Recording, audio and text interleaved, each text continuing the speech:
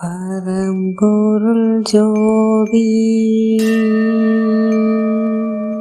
பரம்பொருள் ஜோதி பரம்பொருள் ஜோதி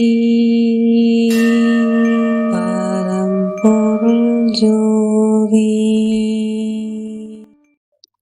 இறைவன் மீது அன்புடையவருக்கு வணக்கம். எனது பெயர் சிங்கை மீனாட்சி. விழுப்புரத்திலிருந்து உரையாடுகின்றேன்.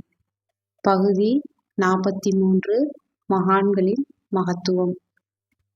பரம்பொருள் ஜோதி பரம்பொருள் ஜோதி பரம்பொருள் ஜோதி பரம்பொருள் ஜோதி பரம்பொருள் ஜோதி பரம்பொருள் ஜோதி.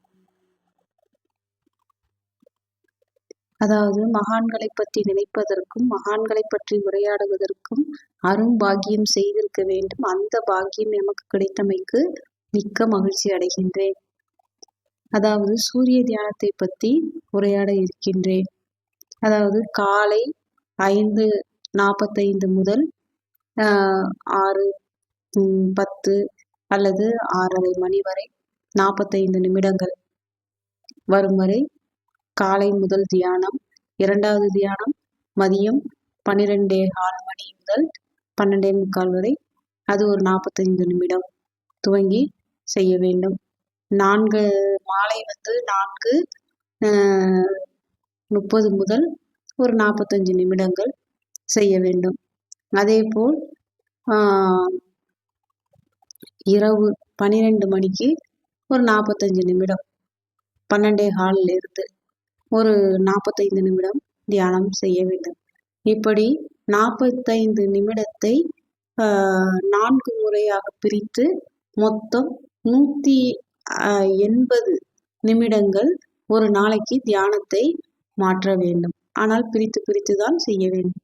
இதெல்லாம் மற்றவர்கள் செயல்படுவது தவிர்க்க வேண்டும். காரணம், சரியான ஆசிரியர்கள், தன் உடலை வெற்றி கொண்டவர்கள், நிலபூதத்தை வெற்றி கொண்டவர்கள், அவர்களுக்கு தியான அனுபவ கல்வி இருந்தால் ஒழிய அவர்களால் கற்றுக் கொடுக்க முடியும்.